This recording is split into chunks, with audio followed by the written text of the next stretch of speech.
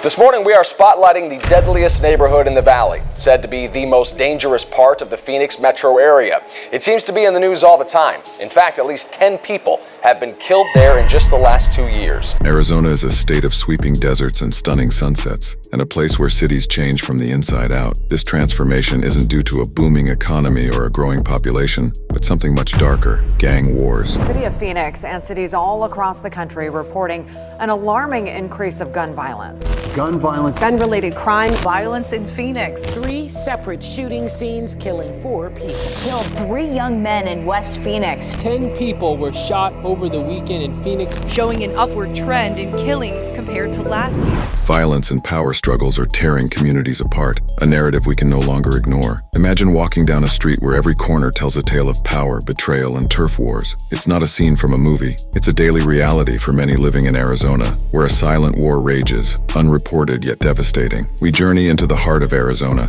peeling back layers to expose the grim reality of gang wars, their origins, their evolution, and the indelible marks they leave on the landscape of this iconic state. This isn't the Arizona portrayed in glossy travel magazines or idyllic Instagram posts. This is a tale of a gang war that changed Arizona forever. Long before the streets of Arizona echoed with the sounds of gang warfare, there were subtle undercurrents that paved the way for the emergence of these violent factions. Understanding the genesis of gang culture requires a journey back in time, where societal and economic factors played a pivotal role. Arizona was no exception in the post-war era, as America experienced economic upheaval. Factories closed and job opportunities dwindled. The seeds of discontent were sown during these turbulent economic times. Neighborhoods that were once thriving began to crumble under unemployment and poverty. Local communities, once close-knit, found themselves fractured as desperation grew. The neighbor-helping neighbor concept slowly eroded, replaced by competition for the few remaining opportunities. Amidst this backdrop, young individuals began seeking a sense of belonging, identity, and protection within the confines of local neighborhoods.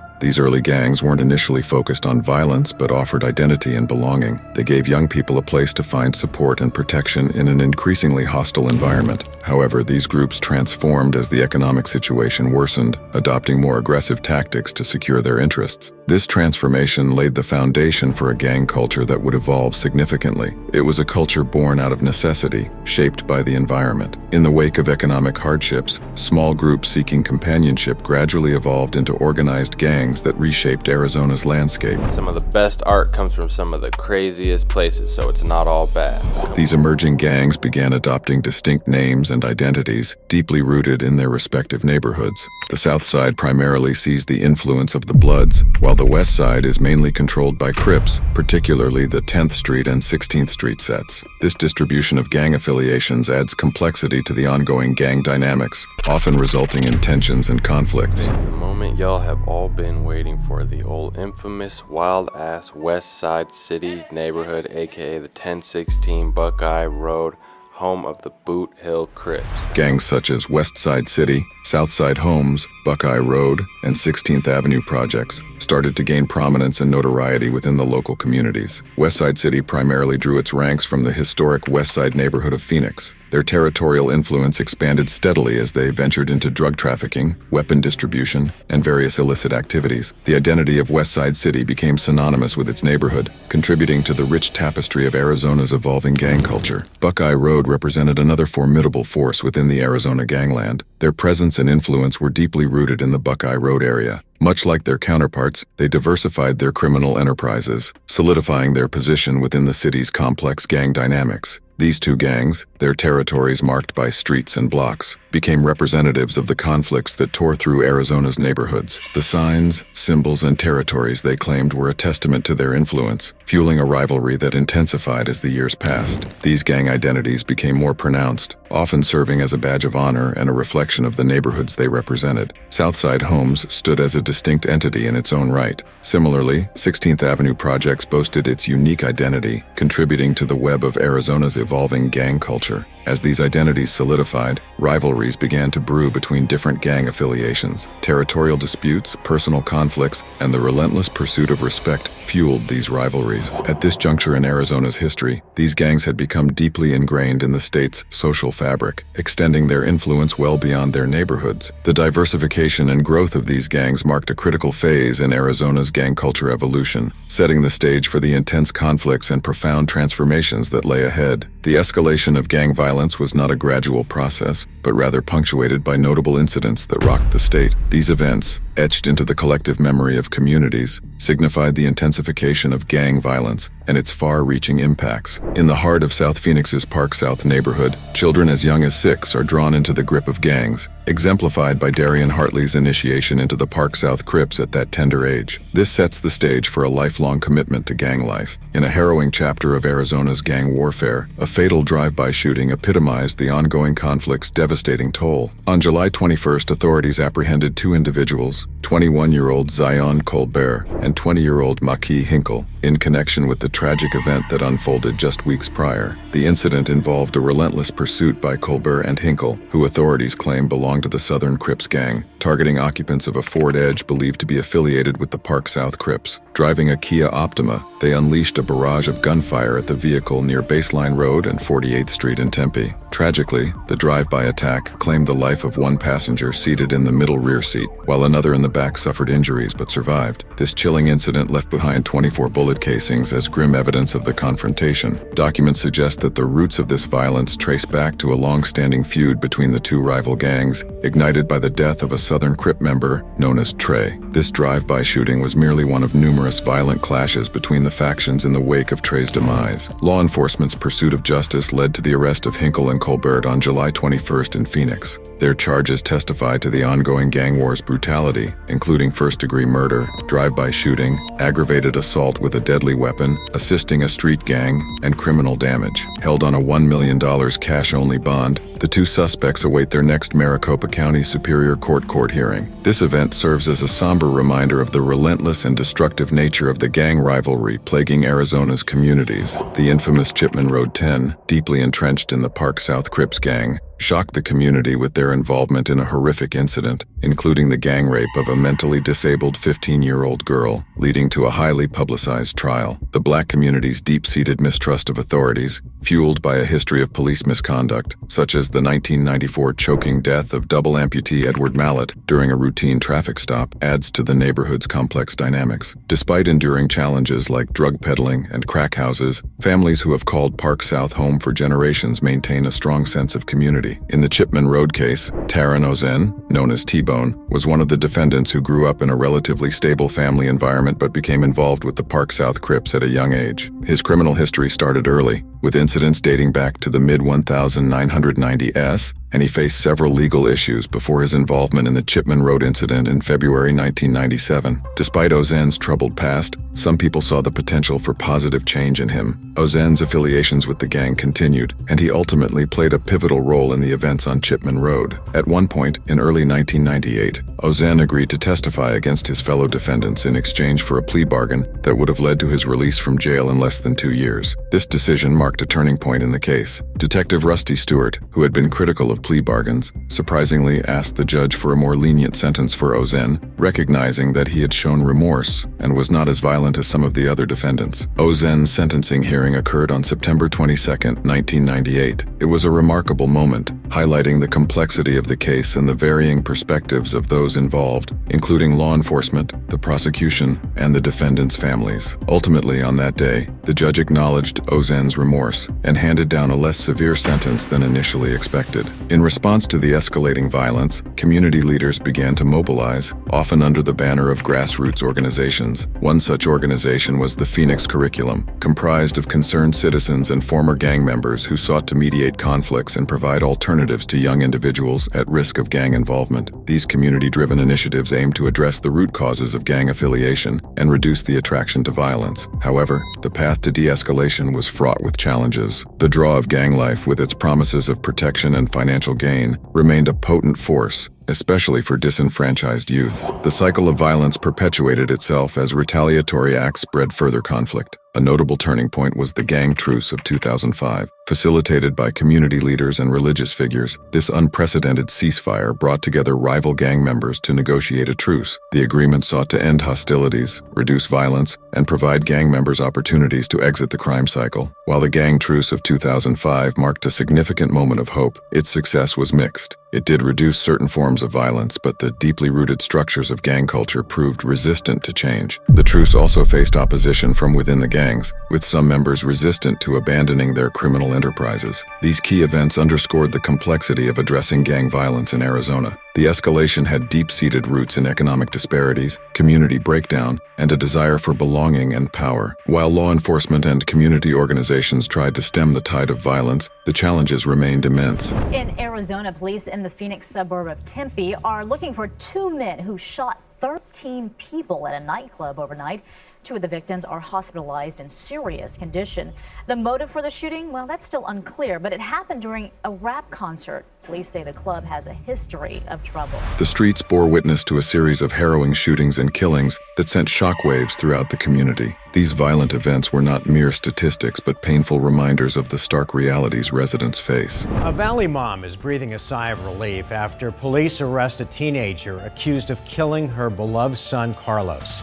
The devastating shooting happened just before the 4th of July. The streets of South Phoenix were the grim backdrop for a gruesome spectacle. In July 2020, the tranquility of the evening was shattered by the deafening roar of gunfire as a gray Chevy Impala unleashed a hail of bullets. The intended target was a rival gang member, but Carlos Garcia, a 19-year-old queuing for a late-night snack at Quick Corner, became an unwitting casualty. Carlos Garcia, a promising ASU junior majoring in computer science, had dreams that reached for the stars, hoping to enlist in the Air Force post-graduation. His dreams were shattered that night, leaving his mother, Cristina Garcia, grieving for her son's unrealized potential. As investigators delved into the case, they unearthed the shadowy world of Cavante Myers, a 15-year-old with a history deeply entwined with gangs. His social media profiles painted a grim picture of his association with the criminal street gang responsible for the ruthless drive-by shooting. Legal proceedings unfolded amid allegations of misconduct, including the belated disclosure of crucial evidence. Defense lawyers sought to shed light on Myers's turbulent upbringing, exposing how violence and neglect had inexorably drawn him into the gang's vicious web. This bold act of violence left scars on the community's bodies and collective soul.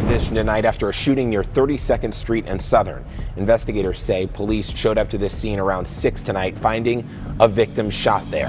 In Mesa, chaos erupted outside a nightclub, resulting in the deaths of 2 individuals and injuries to 2 others, including a security guard. Corey Reynolds, a security guard who was on duty that night, shared his account of the chaotic scene. He recalled how the evening had been relatively peaceful until an altercation between 2 groups escalated in the club's parking lot. Suddenly, violence erupted and gunshots pierced the air. In the aftermath, responding officers tracked down a vehicle seen speeding away from the scene. 3 individuals inside the car were detained and a handgun was recovered along the vehicle's path. While the names and specific details may differ, the overarching narrative mirrors Arizona's stark reality of gang-related violence. It's a narrative that underscores the urgent need for communities to come together, for law enforcement to pursue justice, and for individuals to find non-violent alternatives to resolve disputes. As the community mourned, they searched for answers, praying for the affected families and hoping for a safer future. In this relentless cycle of violence and grief, it became increasingly evident that a solution must be found, and the legacy of resilience must endure, shaping the transformation of Arizona's streets for generations to come. As the gang war escalated, tensions ran high, and retaliatory actions became the norm. Shootings begot more shootings, creating a vicious cycle of violence that seemed unbreakable. Rivalries intensified, fueled by a thirst for revenge. A word on the street is that Hassan Smith, aka TMS Sono, has been terrorizing the South Side. TMS stands for Too Many Soldiers. Not only was TMS Sono terrorizing the South Side allegedly, but he would do diss songs like any other drill rapper nowadays, which we later won't play. But he would also wear his dead enemies on his clothes with disrespectful quotes. TMS Sono, a name etched in the history of this conflict, was not just a gang member but a symbol of the violence that had gripped Arizona. Also known as Hassan Smith, TMS Sono was a prominent South Side gang culture figure. He not only gained local notoriety through his music but also through his provocative lyrics and actions, which included wearing clothing adorned with disrespectful quotes related to his rivals. Freak bitch, hell no, I ain't your last dude, and you ain't even had no bag, why would I bag you some? His tracks, such as Now or Never, often contained explicit references to violence and his involvement in the ongoing conflicts within the gang culture of Arizona. The community watched as these conflicts between rival gangs, often over territory or perceived slights, led to more bloodshed. We've been sliding every day for like 10 summers.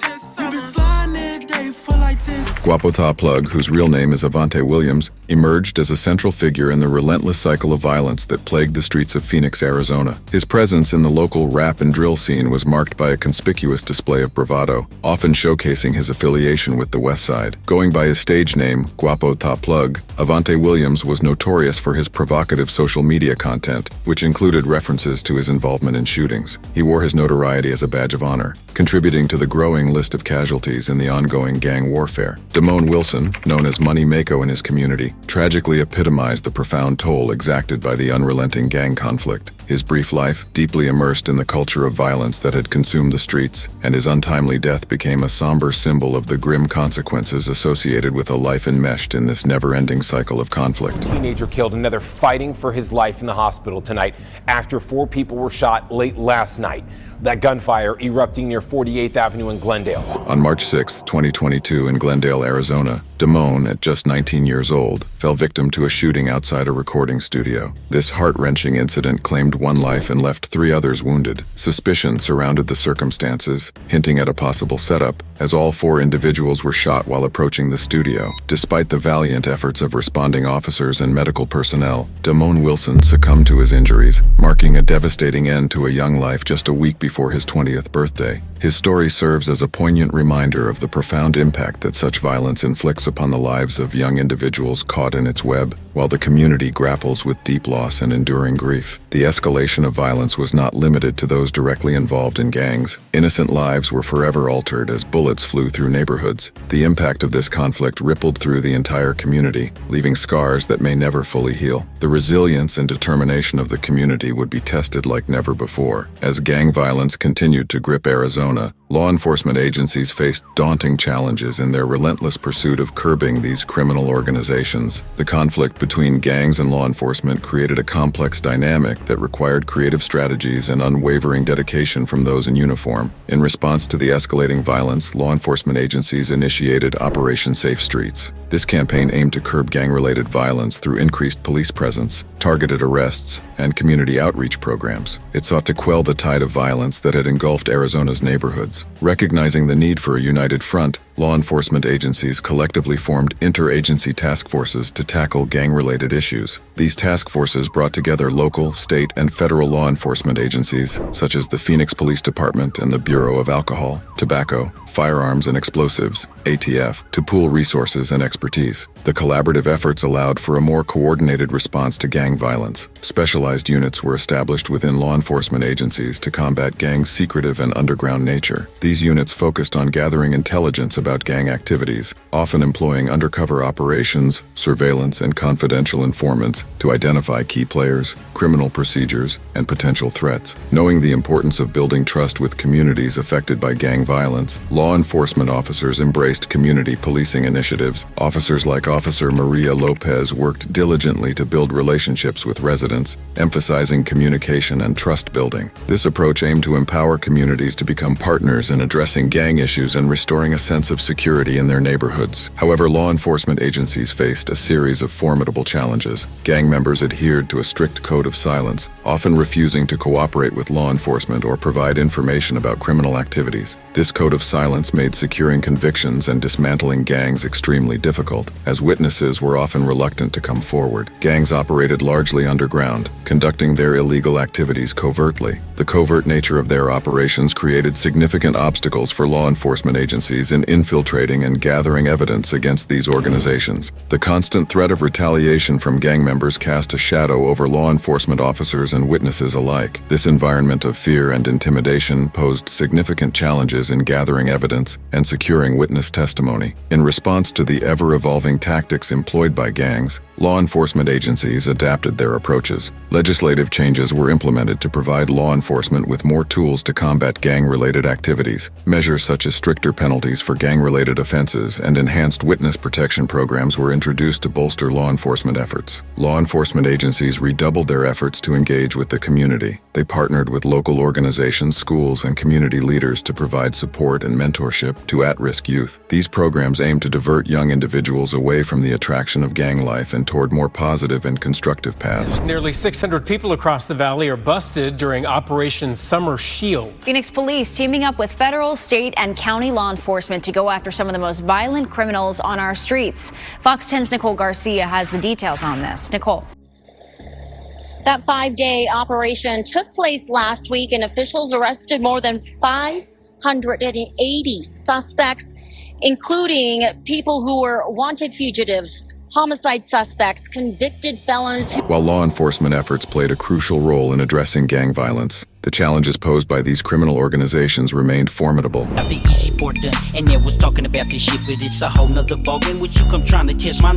Within this darkness, a different kind of strength emerged. The community spirit proved unbreakable. Individuals and local organizations united, determined to reclaim their neighborhoods. Grassroots initiatives sprang up, creating safe spaces for youth and fostering opportunities for positive engagement. Maria Gonzalez, for instance, had witnessed the horrors of gang violence and turned her grief into activism. Maria became a beacon of resilience, working tirelessly to ensure no other parent would experience her pain. Her story epitomized the indomitable spirit that arose from the bleakest of times. Once overshadowed by fear, these communities embarked on a self-renewal journey. Neighborhood watches, mentorship programs, and community centers took shape, symbols of hope testimonies to the unwavering spirit of Arizona's residents. In the face of adversity, these communities found their voices. They collaborated with law enforcement, providing vital information to combat gang activities. The culture of fear gradually gave way to a renewed sense of security. Residents began to reclaim their streets, one block at a time. This transformation was neither swift nor easy, marked by setbacks and struggles, yet it stood as a testament to the resilience embedded in Arizona's neighborhoods. It demonstrated that even in the darkest hours, communities could rise above fear and uncertainty, reconstructing their foundations stronger than ever. The landscape of gang warfare in Arizona continues to evolve. Recent years have seen a mix of challenges, interventions, and shifts in the gang culture, each leaving its mark on the communities and neighborhoods we've explored. The demographic makeup of Arizona has experienced notable changes, influencing the dynamics of gang activity. The growth of the state's population, particularly in urban areas, has brought new challenges and opportunities. Neighborhoods once dominated by long-standing gangs have witnessed the emergence of smaller, more localized groups, often with distinct affiliations and motivations. The landscape has transformed in the heart of Phoenix, where West Side City and 16th Avenue projects once held sway. New generations have risen, sometimes dodging traditional gang affiliations. However, while some areas have seen a decline in certain types of violence, new pockets of tension have emerged as these more minor factions vie for control. One notable development has been expanding community-led initiatives to address the root causes of gang involvement. In recent years, the opioid epidemic has cast a long shadow over Arizona's gang landscape. The proliferation of opioids has become a significant driver of gang-related activities, including drug trafficking and overdose-related incidents.